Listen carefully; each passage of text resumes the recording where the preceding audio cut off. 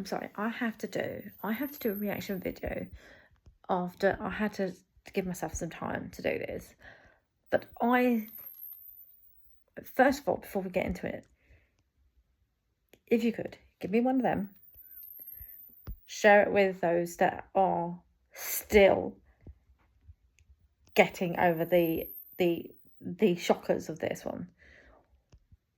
The ones that were expected to qualify, there are some tear-outs. If the semi-final one, and if you want to know what I'm talking about, I'm talking Eurovision semi-final 2. I'm breaking this one down. Semi-final 1 gives you a few earthquakes because there was at least 3. Semi-final 2 was expected, you were expecting 6 nations to, in effect, get chucked out. In this, there are countries who were really strong, and they were really good anthems to go through. And for some reason, they didn't qualify. Didn't go through. So good quality songs as well. These were decent quality songs and would have made Eurovision. For some reason, EBU want you to go through a yawn your head off, and in effect they went for boring representation, which in effect you want the boring ones. You want boring and controversial, which this year they've managed to achieve. And I will make this clear, they've even got a nation who doesn't deserve to be in the Eurovision. You threw a country out when they were invading Ukraine, and you have the balls to sit and have another nation that is basically tearing itself into, if not in multiple pieces, and causing and creating war crimes in its own nation. I'm disgusted.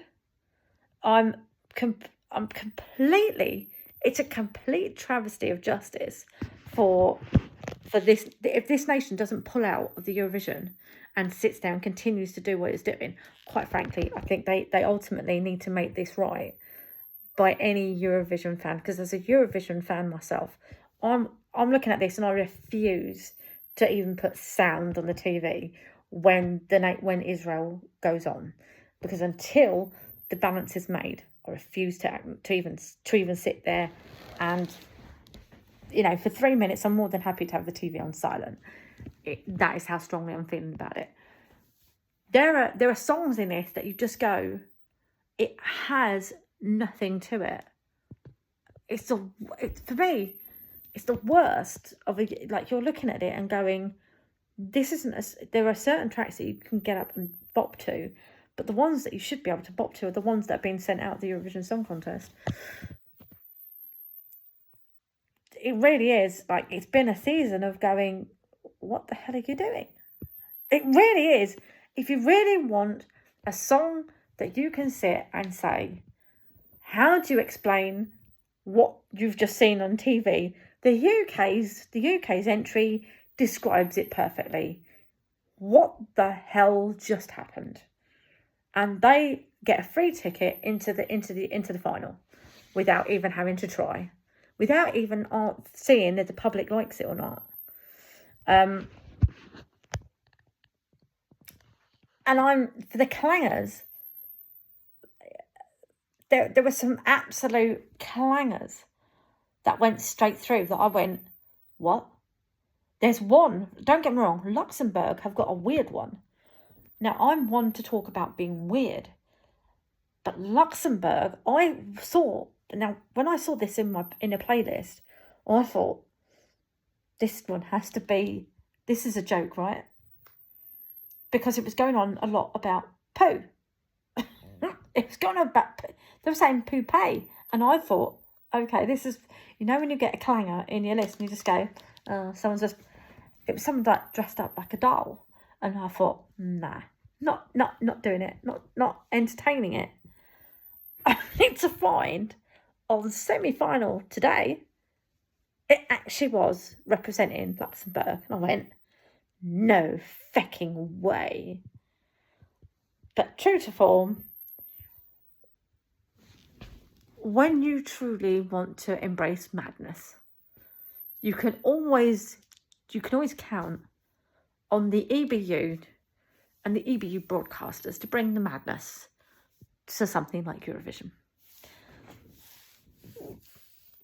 May I just add, I do want to congratulate one of our finalists, Denmark. Denmark haven't qualified since 2019. They are finally back into this contest with a absolute banger. By the way, she was dressed in blue. Well done. And also, thank you for bringing some big women into this contest who don't need, who sit there and say, actually, I enjoy my food and I don't need to look like I'm in desperate need of or I don't need to look skinny thin and look like my skeleton is showing through. So thank you for that. Thank you, Eurovision, for saying that women can enjoy food and it's not a problem and we are healthy with it. This year showing the contrast of that, because there's lots of women that have looked like they've not been happy and they've looked really skin thin, but still saying, actually, I'm empowered. I can look big and I can be at the contest and look amazing. Yes. Well done. Finland. Well done. Women, the countries that have sat there and EBU have torn them apart with their tracks, saying that they're not good. Like even online trolls sitting there and saying that they're not good. It's too much. It's too over the top. Even their own prime ministers, men, sitting and saying it was too much. It was never get to the stage. And everybody else just sat there and went, I think it will. It did. It is in your final, and we are all commenting. And if you want to see the translation, maybe go to Google and get your translator out. BBC ought to be really, really, really detrimental in what they were trying to do, because they were trying to translate it to something different because they wanted to do a Mary Whitehouse special. It was after the 9 o'clock watershed, love. You don't need to. Malta's into the party, and Malta had the same experience as Ukraine in semi-final 1, because they were doing a bit of that. They were first, it got to the real last one and you didn't know who was going to get that. And the countries that I felt so bad for, Australia, I felt sorry for Ireland.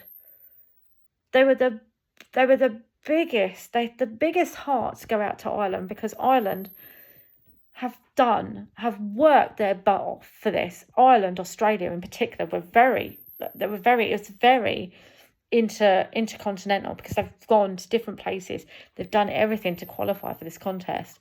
And somewhere along the line, EBU sit there and go, just because the UK's in there getting their free pass in, that Ireland don't deserve to be in the contest.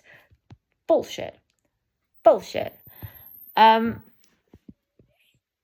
This crap of sitting there and saying, well, we won't have you, just because, by the way, Norway qualified in semi-final 1. So quite frankly, we both know who Ireland are going to be voting for in this contest. 12 points will go in automatically to Norway, because it is such a belter. You've got now your official semi-final, your official final 20 stands as Norway, Albania, Sweden, Iceland, Netherlands, Poland, San Marino, Estonia, Portugal, Ukraine, Lithuania. I think you know exactly when I go, you know it's exactly. Israel, Armenia, Denmark, Austria, Luxembourg, Finland, Latvia, Malta and Greece. They are your finalists for the 2025 Eurovision Song Contest. As I personally I already, for me, in there, it's not, for me, I always went, it's 50-50, I don't know who. But after what happened tonight in both of those semi-finals, I already know who my winner is. And I think I've known from the moment that the songs came out, and the one that pulled towards me, and I went, it's that one. Everyone said, oh, it's going to be Sweden that's going to take home the trophy. Sweden isn't taking home that trophy.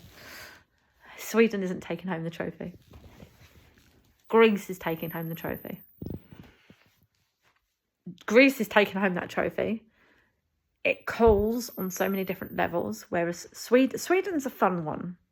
It's fun. It's fun and weird and lovely, and you get to have a bit of fun with Sweden.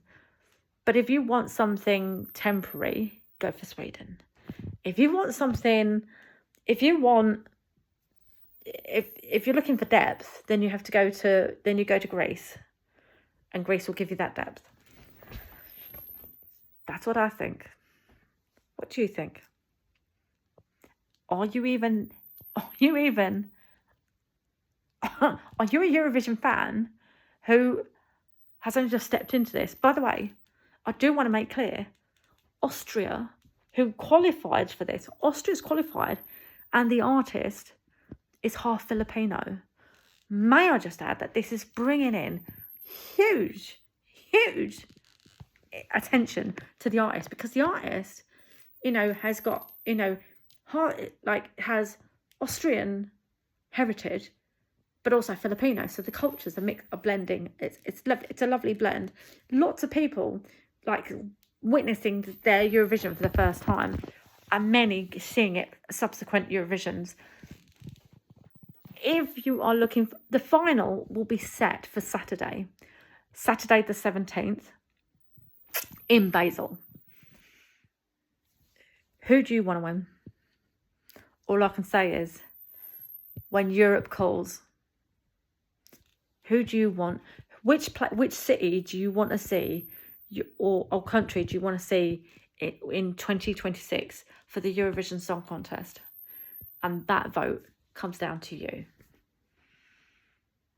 I'll see you on the next one.